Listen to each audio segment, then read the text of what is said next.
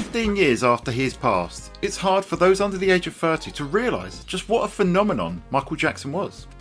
He was an icon, revered by millions, known throughout the world at an unprecedented scale.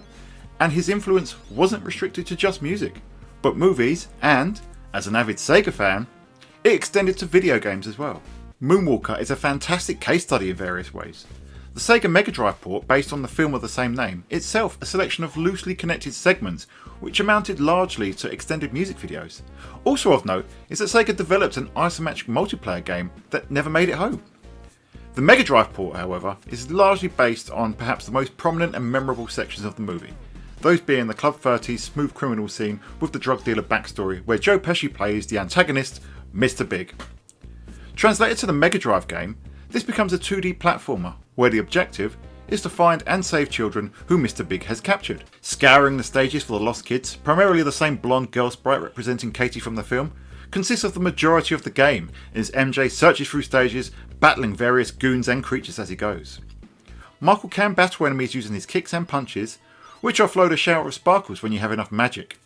You also have a magic button, which makes Jacko spin on the spot when tapped, but when it's held, it acts like a smart bomb of sorts, felling enemies on screen via a dance routine. It's quite high on repetition, and unless you know and remember where every child is, you'll be opening every single door, window, car boot, gravestone and bush looking for them. Add to that the endlessly respawning enemies and it does get a little tedious. Enemy variety isn't great either, but it's serviceable. You've got your gangsters in Club 30, zombies in the cemetery, and a bunch of thugs who resemble games animal David Perry. Well, I think I've been set up fairly badly here today. But the game remains fun to play and is filled with cool moments like the aforementioned dark sequences and Michael's robot transformation when he catches a falling star. Visually, the game is what you'd expect from 1990, with the sort of rasterised, pixelated visuals that were common in the console's early years.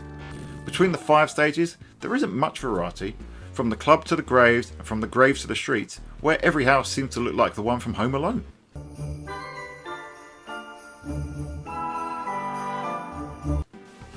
That said, the characters really do look great. They're well detailed and very impressively animated. MJ especially. For the time, the character graphics are good and there's often a lot of them battling or dancing on screen, which makes up for the fairly underwhelming, if occasionally recognisable, environments. Overall, the presentation is pretty good, when you factor in the movie references, the screaming level cards, and the Lancia Stratos that Michael turns into in the movie. No, not that one, the concept. Well, what about the music then?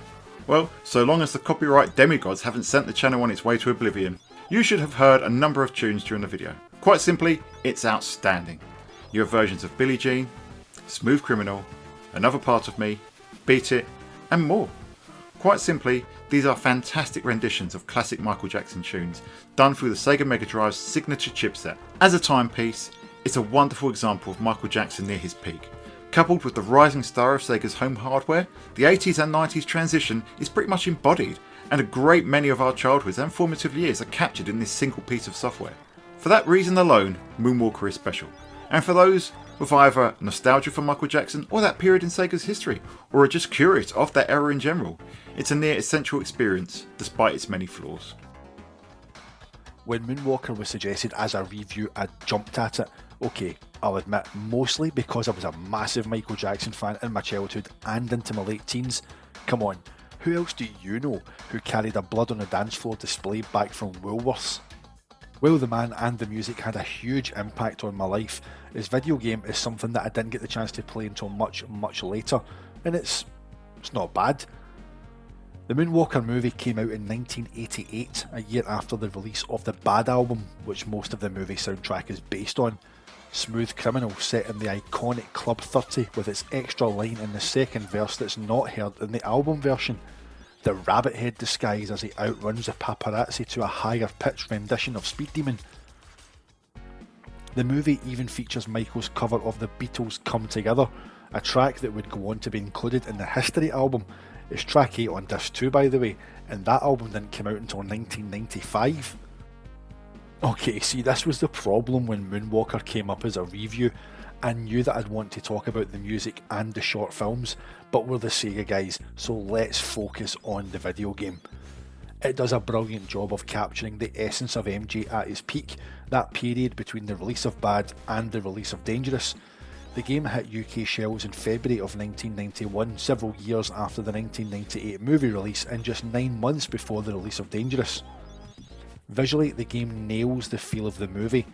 Club 30 is brilliantly realised and the selected MJ tracks sound astonishingly accurate on Sega's 16-bit hardware. They're instantly recognisable. Smooth Criminal, Another Part of Me, Beat It, Thriller and many more. However, it's not just the sound that's great.